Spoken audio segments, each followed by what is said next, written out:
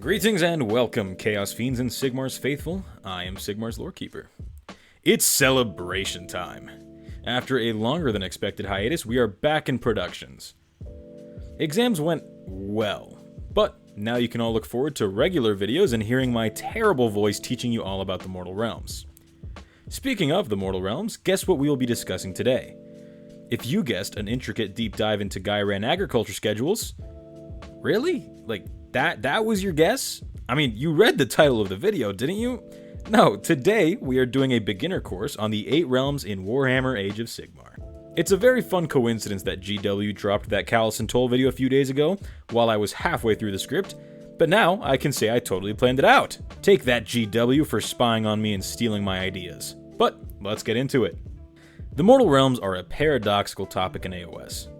They are both simple, yet contain a lot of subtle lore that just isn't really talked about in many cases. Let's start with the basics. What are the Mortal Realms? Well, if you are an Old World alum, you may be familiar with something called the Winds of Magic. These are 8 primordial elemental magical energies that represent the building blocks of the universe. When the world that was pulled a shady sands and was erased, these primordial energies needed somewhere to go. To all those struggling through an engineering degree like yours truly, you know that energy cannot be created or destroyed, so this actually weirdly makes sense even though it's a fantasy universe. Over an unspecified amount of time, seriously GW, learn how numbers work, these energies began to coalesce and formed magical material planes of existence, each one being a physical manifestation of the wind of magic from which it was created. They merged into roughly spherical realities, reminiscent of planets. Over time, these realms evolved and began to show even more signs of their magical source of origin, with the magical energy being diluted in the center and incredibly powerful near the edge of each realm. How does this make sense? I have no clue. Since when do spheres have edges? Show me on this sphere the edge. This is also heavily contradicting other sources that state that each realm is so large they're near infinite. Although I think we're all used to some inconsistencies in Warhammer lore, so I'm going to let this slide, GW, for now. The edges of the realms are known as the perimeter inimical, and they are weird. They're incredibly concentrated sources of elemental magic, and they have strange effects on the bodies of those who approach. In the realm of fire, you could combust and explode into flames, but perhaps in Gairan, you wouldn't turn into a tree, infinitely being tortured with bark growing from your skin. Overall, not a fun way to perish. Anyways, there are 8 of these realms. Kind of, but we'll get to that later. The 8 realms are Akshi, the realm of fire, Azir, the realm of the heavens, Kamon, the realm of metal, Gur, the realm of beasts, Gairan, the realm of life, Haish, the realm of light, Shaish, the realm of death, and Ulgu, the realm of shadow. If I butchered any of those, be sure to let me know in the comments. Now, they're fairly self-explanatory to a certain extent. You wouldn't be wrong in assuming that the realm of death is not the most fun place to set up shop, but there are certain interesting interactions between the realms.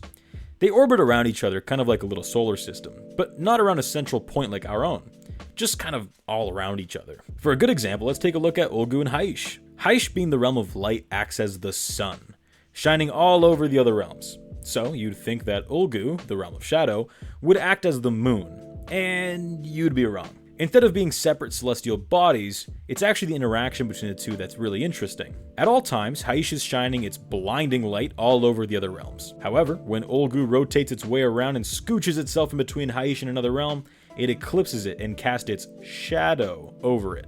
Pun very intended. Unlike eclipses in our own universe, this is a very common occurrence and happens daily because it brings night to all the mortal realms. Okay, let's move past that little science lesson and talk about some fun stuff. Let's go more in depth on each realm individually. And we will be doing this in alphabetical order, so if you're the world's biggest Ulgu sympathizer, you'll have to wait a few minutes. First up is Akshi, the realm of fire. This is definitely one of the more self-explanatory realms of all.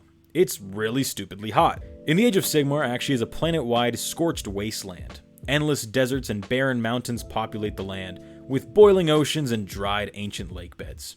Instead of water in many places, the blood of old battlefields and ritual sites run like rivers. Unsurprisingly, Khorne and his followers love this place. Crops don't tend to enjoy growing in these conditions, so maintaining successful settlements is a bit tricky. So tricky that the largest city in the realm, Hammerhal Akshi, only functions due to its integral trading system with its sister city in Gairan.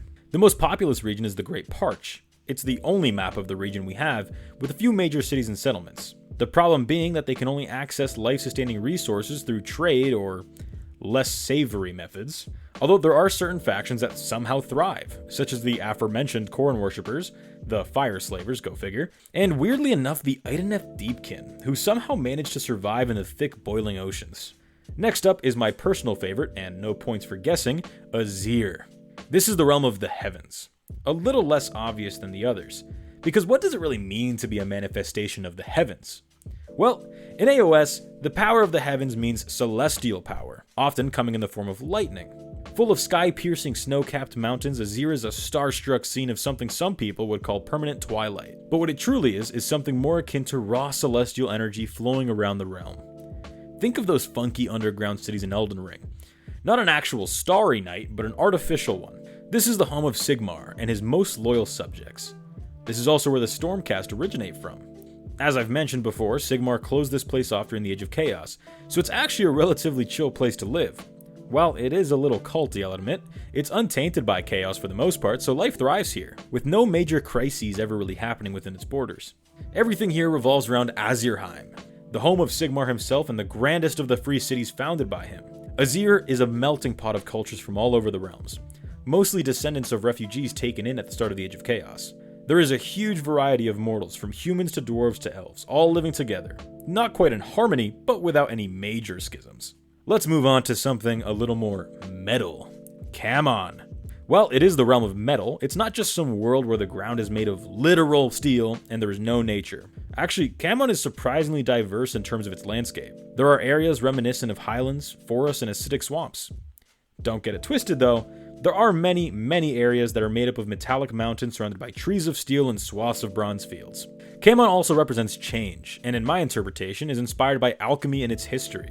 Little sub-realms shift in and out of existence and shrink and grow as often as the seasons change. It's also one of the best displays of how the elemental powers of each realm get stronger as you approach the edges, with the center able to grow greenery such as forests, grass, and edible crops. However, when you venture closer to the realm's edges, trees develop barks of iron, grass plains become fields of metallic strips, even the wildlife turn into metallic beasts. Quicksilver birds and rusty predator machines roam the plains looking for their next quarry. As you can probably guess, it's not an easy place to survive, but the inhabitants adapted, taking advantage of golden rain and growing plants made of silver, turning this place into the richest realm.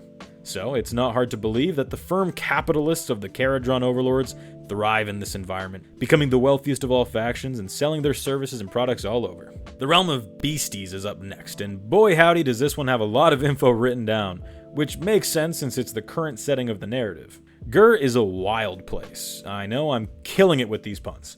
It is a showcase of untamed wilds at their most extreme. The world is full of jagged rocky mountains, dark and sinister forests, and endless savannas. It shouldn't be taken lightly when I say that the wildlife of Gur is on another level. It's like the dial for aggression and size was turned to 11. Even the herbivores are more likely to kill you than anything. Herds of massive thunder tusks and maw gruntas trample the earth in search of tough vegetation. Even beasts like this are preyed upon by rock lions and mournfangs. Titans like 10-story land octopuses battle gargants for dominance while everything looks on like little ants. It's not only the wildlife that wants to kill you, but the land too. Swamps swallow up caravans and the earth itself splits open to devour crusades. The terrain itself is almost living, shifting and changing to better suit itself to ending your life. The inhabitants here are probably the most hardcore and savage. Hordes of greenskins of all sorts prowl for the realm for the next big fight, while roving bands of ogres search for their next 10-ton creature to devour in one sitting. Even the strong city of extremists, defended by the crazy extremists of the Knights Excelsior, couldn't fully withstand the savagery of the realm. Now, on the other hand, the realm of life may sound like a breath of fresh air from that hellhole that was Gur, but in many ways it's just as bad, if not worse.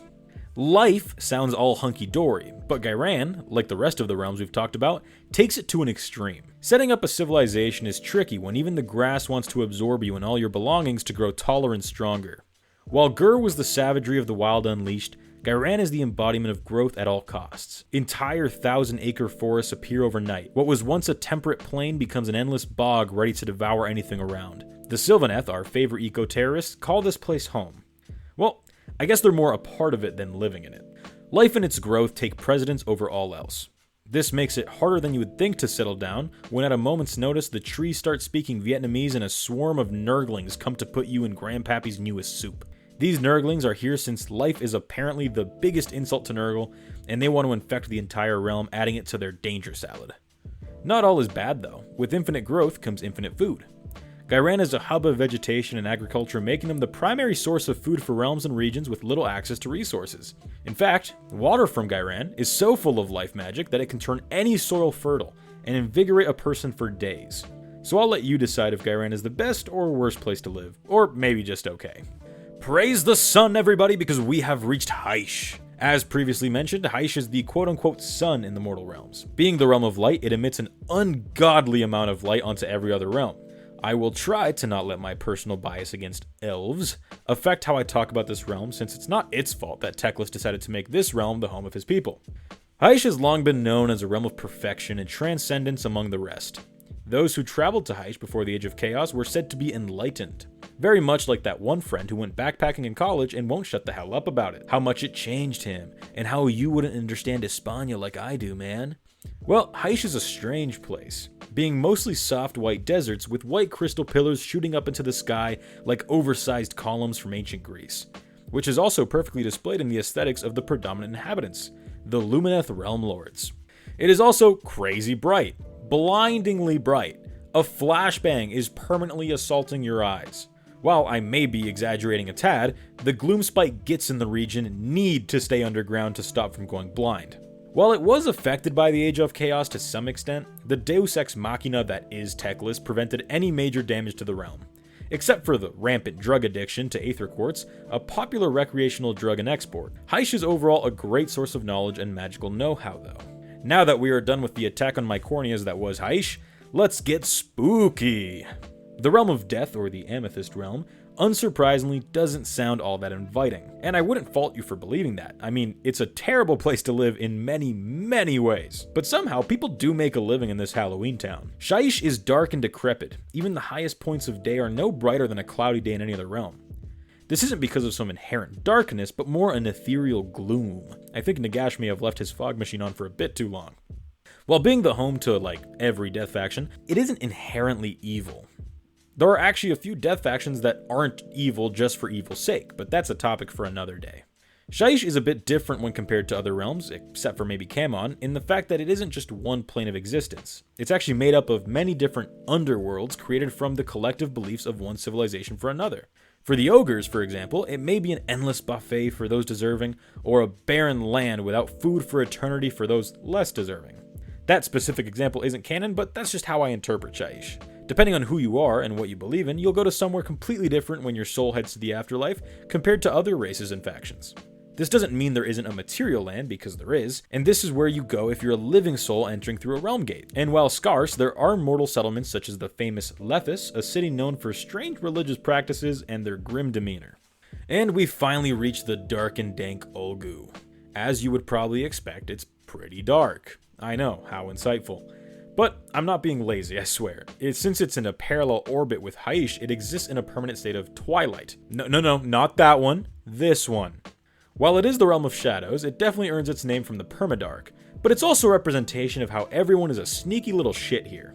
Trickery and subterfuge rule supreme. Everyone is two-faced and are just as likely to stab you in the back as the front, if anything more so. But it's not only murder, but also sabotage, betrayal, and other synonyms for being a dick. The realm is made up of the 13 dominions, each one made up of dozens of kingdoms with not even a whiff of unity and collaboration. It is every man for himself out in Ulgu. No one is even confident the realm's name is Ulgu. That's how damn mysterious this godforsaken place is. This also may be the best example of a realm where the realm itself is the biggest threat, maybe in contention with Gur. While yes, it is the home of the edgiest and most evil sub-factions of every major group, and chaos is definitely present as well as many gits and rats, they're not what you should be most worried about. It's the dark. Entire armies, hundreds of thousands strong, will disappear in the blink of an eye, swallowed by the shadows with only piles of the dead left once the shadows recede. This realm is so shrouded in mystery, in fact, that, well, I've run out of things to say. Oops. Now, if you're an especially perceptive little lore lover, you may have noticed that I said there are kind of 8 realms. Well, I have an explanation for that. There are more planes of existence than just the 8 mortal realms. Here are 2 good examples. The realm of Chaos is a sub-realm, not existing within any of the others, but being the source of the ruinous powers and the domains of the Chaos gods. It's not directly connected to the other realms through realm gates like others are, which is why the initial invasion had to be low-key. But now that Archaon is slamming his magnum dong all over the place, it's considerably easier for the god's influence to affect the mortal realms. But it's not exactly a physical plane. The other being what I will call Skaven Blight, because I'm cool like that. But it is more like the little rats occupying the void between the realms by chewing gnawholes into reality. Blight City, the largest city, is in this void between realms, although a good chunk of it is now emerging into Akshi. Well, if you're still with me after that long segment, hey, how you doing? I'm good, thanks. Hope you're liking the video so far. This has been my longest one yet, and it's been a lot of work. But let me know if you like this kind of content. Okay, let's wrap up. The mortal realms are rich with lore and stories that span entire realms in their grandeur. And there is way too much history and background in each realm. Way too much for me to cover today. My research for this video was longer than the script. But that's okay, this is a beginner's guide, so alongside my series of videos about each faction, I'll sprinkle in a dedicated video to each realm all to itself. Make sure to let me know which realm is your favorite and what fascinates you about it. I love hearing others' takes and experiences with this universe, and our community is growing pretty strong now. We've hit 1,000 views on a few videos, so thank you all so much. But with that said, this has been a beginner's guide to the mortal realms. I am Sigmar's Lorekeeper. Thank you for watching, and I'll see you in the next one.